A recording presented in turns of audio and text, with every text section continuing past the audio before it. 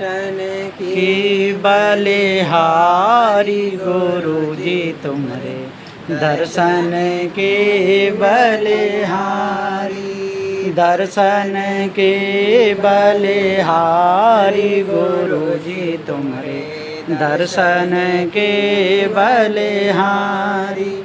तुम्हारे दरस से संकट कटत हैं, तुम्हारे दरस से संकट कटत हैं, भरम मिटावत भारी गुरु जी तुम्हारे भरम मिटावत भारी गुरु जी तुम्हारे दर्शन के बलिहारी, दर्शन के बलिहारी गुरु जी तुम्हारे दर्शन के बले। संत स्वरूपी आप कृपा निधे, संत स्वरूपी आप कृपा निधे, खोलत भरम की बारी गुरु जी तुम्हारे खोलत भरम की बारी गुरु जी तुम्हारे दर्शन के बलिहारी, दर्शन के बलिहारी गुरु जी तुम्हारे दर्शन के बलिहारी। यहाँ पर अभी गुरु जी नगला गुलाल में आए हैं। ये घर फेरू सिंह यादव जी का है, ये पप्पू यादव जी हैं, और भी जहाँ पर गुरुदेव का आज आगमन हुआ है। आज तारीख कितनी है? 15 तारीख है। अब 15, 16, 17, 18 तक यहाँ गुरु जी रहेंगे, है ना। और यहाँ पर ये सब भक्त लोग आए हैं, गुरु जी की पूजा हुई है। अब गुरु जी अपने आसन पे आ गए हैं। बोलिए श्री सद्गुरुदेव की जय।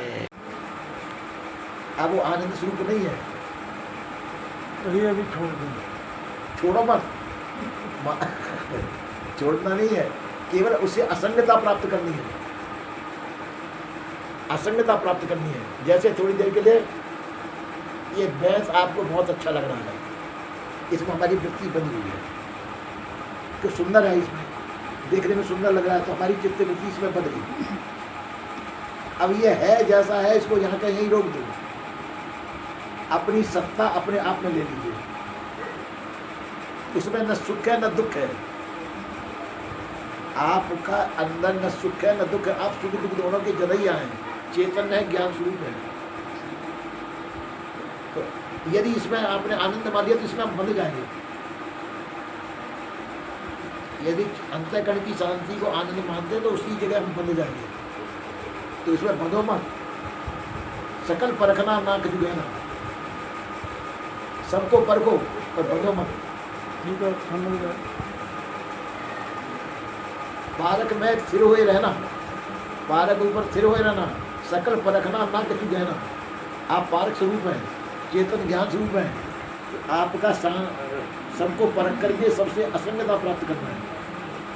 सबको जानो, सबसे असंग हुई है, किसी में लगो मत।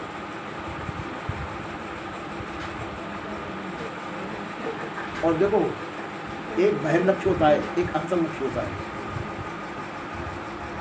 ये आनंद की अनुभूति होती है बहिर्लक्ष्य से, इंद्रियों की बहिर्मुखता के द्वारा, या इंद्रियों का जो प्रभाव होता है अंतःकरण को पड़ता है, वो अनुभूति या संसार के अंदर बसी जाती है, उससे हमको आनंद की अनुभूति होती है।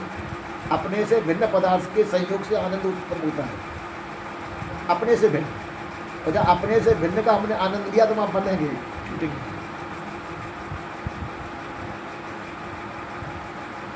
तो आप यदि आप अपने से भिन्न सबको त्याग दो तो आनंद का आएगा। फिर आप तो आनंद के भी जनैया हैं, चेतन तो आनंद के जनैया, आनंद नहीं हो सकते, आनंद से ऊपर हो गए। आनंद को सुख दुख को, तो आनंद के ही सुख और वृत्तियों का सुख, तो सुख दुख को जानने वाला सुख दुख से अलग होकर के ही हम सुख दुख को जान सकते हैं। जिस सुख की आप वर्णन कर रहे हैं वो सुख को सुख रूप होकर के आप नहीं जानते हैं, सुख से अलग होकर के आप सुख को जान सकते हैं, तो आप उससे अलग हुए। आप यदि सुख में अपने आप को बांधते हैं तो वो बंधन है, वो जड़ा शक्ति होगी। आप सुख तो को जानिए पर बंधिए नहीं, उसमें आसक्त मत हो। मतलब हमारा जो है कल्पना विचार इच्छा छोड़ के उपेक्षा, हाँ ठीक, बहुत बढ़िया, मौन धारण से बहुत बढ़िया। अच्छी बात है, पर उसमें सुख मत मानो। और कुछ नहीं करना। हाँ मानना नहीं, ना उसकी आनंद लेना है। वृत्तियाँ शांत हो जाए, अच्छी बात है, वृत्तियाँ शांत हो जाए, पर उसकी जो सुख जो प्राप्त होगा उस सुख की आसक्ति बंधन देगी। नहीं, ये तो करते ही थे। अचानक साइकिल हम चला रहे थे, मुझको रोका, तो वो महसूस हुआ। बताइए, कोई भी काम अपन कर रहे हैं, करते करते थक जाएंगे और एक जगह बैठ जाए तो आनंद तो होगा। तो कर रहे हैं, करने में थक गए और थकने से अपन शांत होकर बैठ जाएंगे तो अपन को अच्छा लगेगा। तो वो अच्छा लगना, उस अच्छे लगने के भी आप साक्षी हैं, और मेहनत कर रहे थे उसके भी आप साक्षी हैं। तो मन जिस समय कार्य कर रहा था उस समय भी उसके साक्षी आप हैं, तो मन से अलग हुए। और मन को जब विश्राम दे दिया तो उस विश्राम स्थिति के भी आप जनैया हैं, दोनों स्थिति के जनैया हैं आप।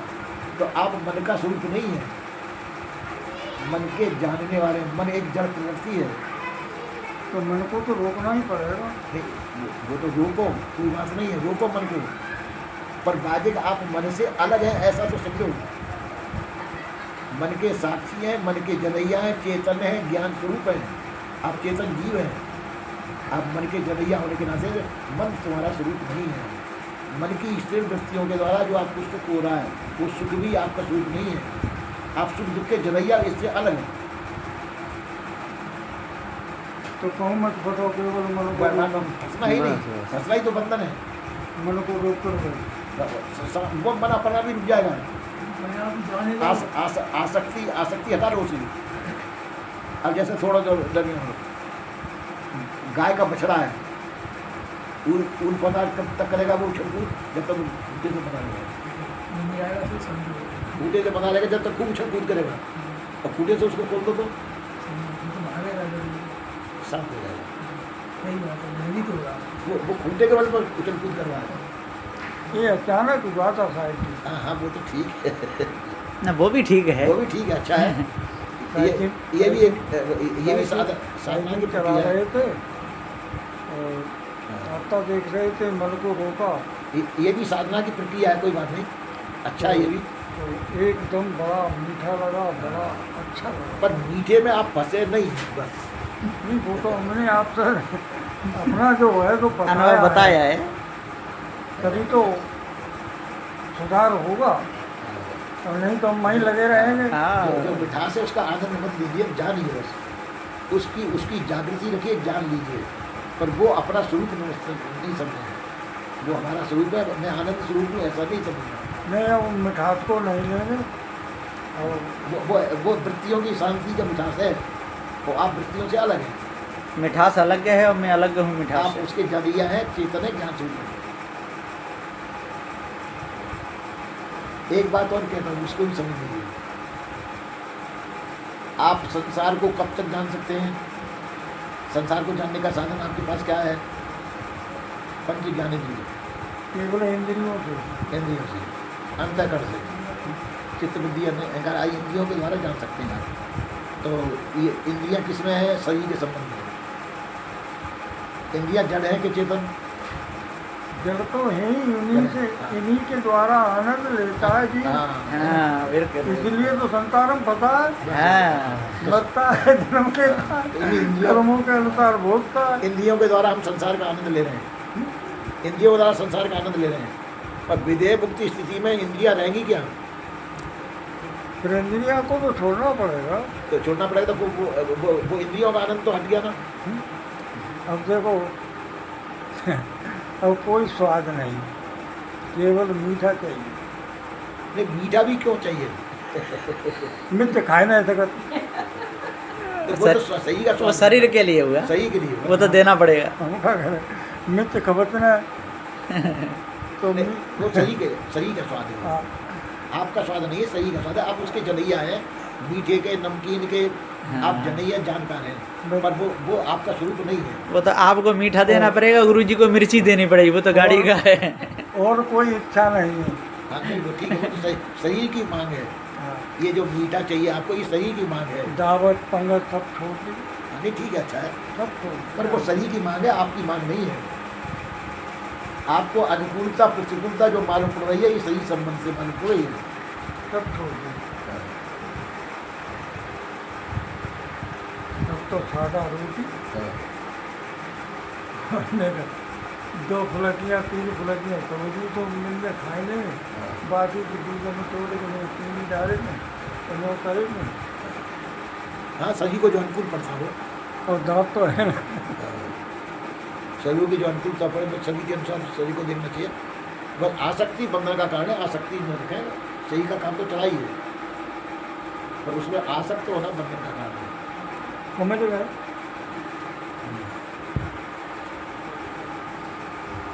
बोलिए श्री सदगुरुदेव की जय।